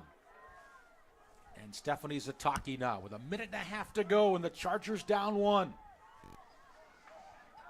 This could be a really good place for the Chargers if Stephanie can curl that in just right.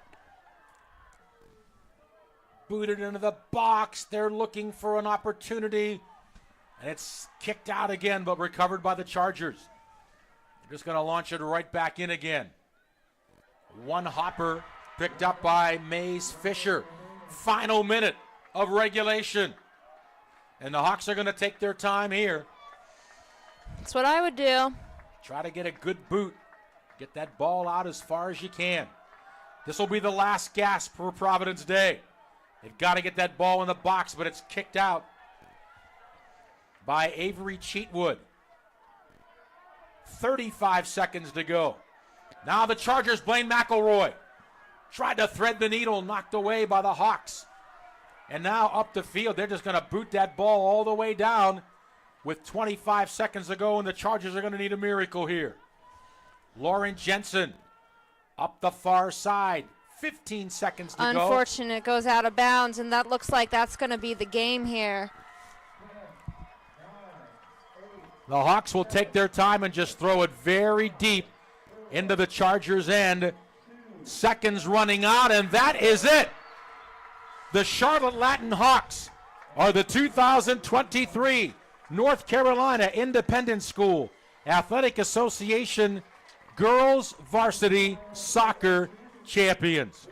And you know, Em, we certainly feel bad for the Chargers, but I think it was a well-earned win by Charlotte Latin to come down and be down 1-0, but then come back and score the next 2 goals and then hold the Chargers off. You have to give credit where credit is due. Absolutely. It was a well-fought battle for both sides, but I think once Latin got that goal in, they just had some new energy, and that really carried them into that second, and then the Chargers were caught a little flat-footed and spent the rest of the game scrambling, which is just unfortunate result for them. I know that there's going to be a lot of upset players on that team, but they worked really hard, and there wasn't that much more they could have done. Just could not quite get the ball in the back of the net on some of those plays there. But again, it was anyone's game the entire game.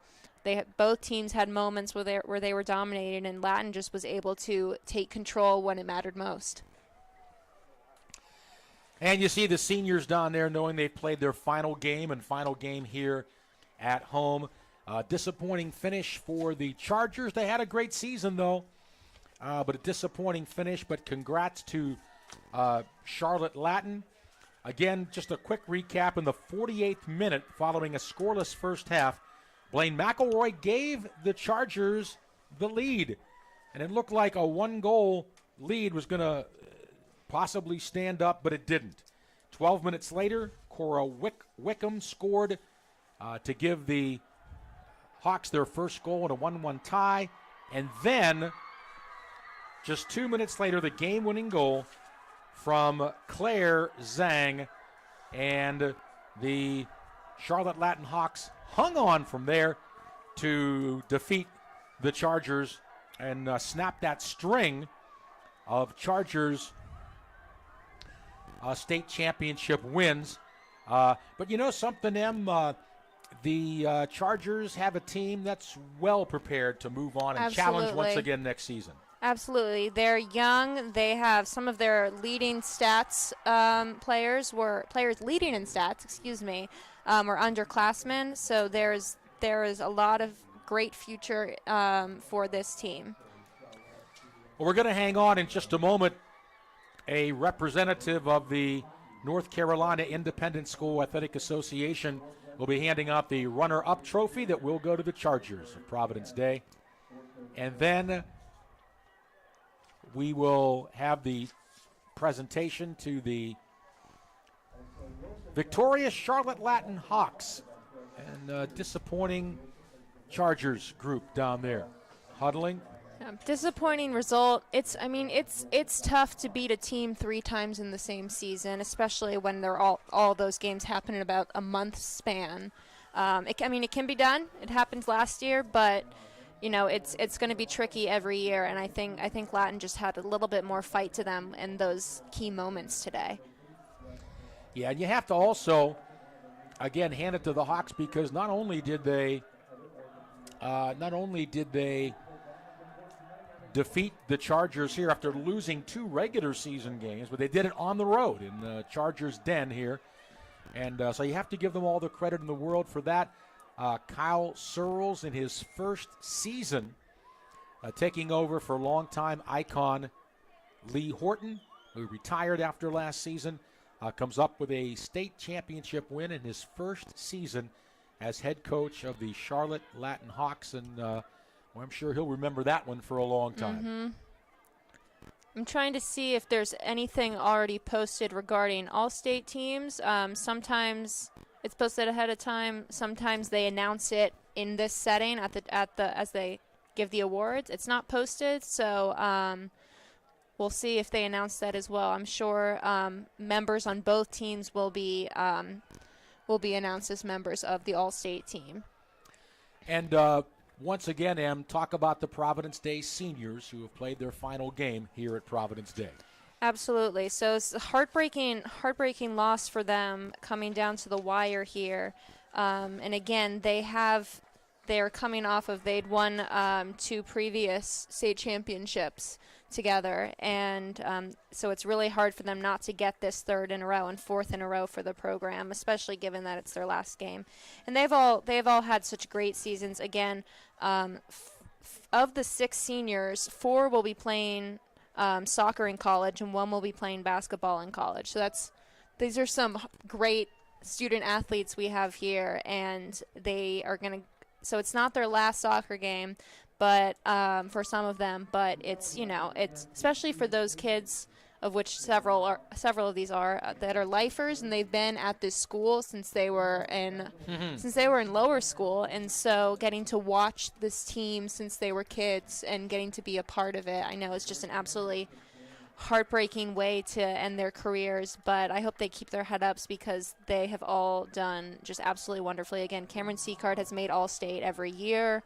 I think several players have made all-conference and all-region teams as well. I don't have the exact names and numbers, but it's just really tough for them. I do know that that this year there is a Carolina Soccer Showcase match on Thursday, June 8th at 7 p.m. It's part of the Carolina Soccer's Honor Program to honor and celebrate soccer players, teams, and coaches from all around the Carolinas.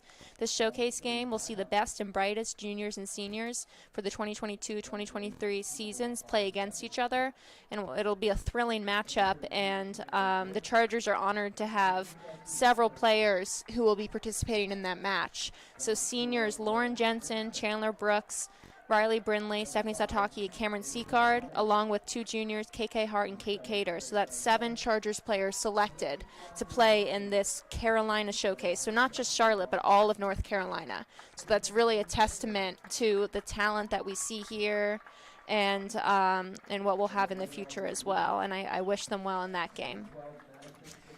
So just before we have the championship trophy presentations and also the medals for the runner-up Chargers and also the championship medals for the Hawks of Charlotte Latin. So, Em, in your opinion, what does Dan Dudley say to his team following a defeat like this? I think what he says is, we fought. It's not what we wanted, but we had a great season. We believed in each other, and especially with these 2 teams, you never know how it's going to go. And but you can't say that they didn't work for it and that they didn't fight for it every minute of the game. And I think that's what you have to sort of keep in mind moving forward is, hey, the final result, it wasn't our day. It wasn't our day. That doesn't mean that tomorrow's not going to be our day. I think it also points out, too, whether you're the team that did it or you're not the team that did it, but the regular season results really don't matter. Oh, I think they do, but I think they do because I think it fuels the fire between having played the teams, and especially both of these teams tend to do better when PD has like earlier this season, PD played better at Latin and Latin played better at PD, both in the previous games, and that is not uncommon to come and be having a lot to prove. So I think there is to be said for these regular season games, at least at this level. And again, congrats to the PD on a great season. Not the result they wanted, but they've done a great job. They finished their season with a record of 21-3. And I think we can quickly read off the roster to shout out to every player on Providence Day. We had number 1, Molly Deblitz, number 2, Kelsey Hart, number 3, Lauren Jensen, number 4, Ava Beninati. These are not the right numbers. Molly Deblitz, number 1, Kelsey Hart, number 2, Lauren Jensen, number 4, Ava Beninati, number 5, KK Hart, number 7, Riley Brindley, number 8, Stephanie Zataki, number 9, Kate Cater, number 10, Aubrey Goot, number 11, Madison Kaminsky, number 12, Brooklyn Jensen, number 13, Cameron Seacart, number 14, Grace White, number 15, Avery Tapp, number 16, Blaine McElroy, number 17, Leah Zimmer, number 19, Zuri Daniel, number 20, Ella Romanowski, number 21, Devin McElroy, number 22, Abby Goldine, number 24, and Rowan Daly, number 25, and Chandler Brooks, number 32. So congrats to all those players on a great season. And we're celebrating, now we're celebrating the Hawks, if you'd like to read out their roster. Tim? Yeah, and again, what I was referring to earlier is that just because a team wins both regular season games doesn't mean they're automatically going to. Of course, win, again, it's hard. Yeah. It's hard to beat a team 3 times in the same season. That's very true. All right, so for the Hawks of Charlotte Latin, backup keeper number 0, Molly Snyder. Starting keeper and winner today, number 1, Maze Fisher. Number 3 is Marisol Wickham. Number 4, Wallace Roberts. Number 5, Dempsey McMahon. Number 6, Marina Horucci. Number 7, Ella Smith. Number 8, Sunny Jin. Number 9, Claire Zhang. Number 10, Lyden Clark. Number 12, Cora Wickham. Number 15, Avery Cheatwood. Number 16, Lucy Dempsey. Number 17, Clara Juckett. Number 18, Mary Stewart Hunter. Number 19, Addie Hall. Number 20, Eleanor Fisher. Number 21, Lillian Jarmozovich. Number 24, Allison Gaither. And number 25, Maggie Heider. And the coaching staff, head coach Kyle Searles. Assistant coaches, Paul Alt, Joseph Kelly, Tim Masters, Paul Pagabiton, and Nancy Smith. And again, those coaches for Providence Day, head coached by Dan Dudley and assisted by Chris Gundacker, Ashley Liberto, and Sarah Grace Enos. So the Chargers still have today, they still have at least two possible state championships in the offing, as we have an opportunity for the baseball team, the Chargers and Wesley and Christian all tied up at 1 game apiece. That third game will be at 3 this afternoon. We have our boys lacrosse match, which lost to Cannon both times in the regular season. They have a chance to do what Charlotte Latin did here today. Erase that with a state championship win, and that will be tonight at Cannon. And then our track teams and also our tennis teams also still in the mix. So, again, the Chargers getting all these teams into the state finals, not successful in all, but still a couple in the balance. But again, congrats to Dan Dudley and the seniors of Providence Day who performed admirably this year. And again, several of our seniors will be playing soccer and or basketball in college, so you'll get to keep watching them play. Again, Riley Brindley and Lauren Jensen will both be playing at Denison. It'll be great to see them continue their careers together. Chandler Brooks will be playing basketball at Embry-Riddle, though she could probably play keeper at a school if she wanted to as well. She's a tremendous athlete. And Cameron Seacard will be playing soccer at the University of Richmond. And who am I missing? Yes, Stephanie Zataki will be playing soccer at Washington and Lee again, joining fellow PD alum Louisa Bynum there. So, well, you see now the team picture taking of the victorious Charlotte Latin Hawks as they defeat the Providence State Chargers in the 2023 North Carolina Independent School Athletic Association state championship game for girls varsity soccer. And before we wrap it up, your final comments. Yeah, so I think, entertaining game. It's always going to be a well-fought battle between these two teams. I've said that 100 times today, but it is, and it's some of the highest quality soccer you'll ever see at this level, probably across the nation. I mean, these two teams are both top 20 ranked national teams, maybe higher after today, and you never know what you're going to get with them. It could go either way. For the past 10 years, one of these two teams has won the state championship, and they have faced each other maybe 7 of the past 10 times in the finals. So there's two really dominant programs that have done really well. Could always go either way. Just some great gameplay from both teams, and Latin was able to finish those chances they had on those counterattacks to really put this game away. So props to them, props to both teams, coaches, all the fans we had. Thanks for coming. Thanks for watching on the stream. We really appreciate your support. Any last thoughts for you, Tim? No, just to say enjoyed working with UM for the first time. This is our first time we got a chance to work together. And, again, I know you're going to be leaving the area. You got a great job opportunity, and you're going to be heading up for that. And we will miss you. I appreciate you You've saying that. You've done a great job over the years doing the live streams, and your dad as well does a great job and is a long-time teacher here at He's in Europe, Providence Day. So he missed the game. Oh, my. Well, maybe he can watch it later. We can't all be in Europe. So anyway, but Em, we wish you really well up there in your new job. I appreciate Congratulations on that. Excited for you. And please stay in touch. Oh, for sure. You'll see me in the chat sections on the streams. Yes, please do.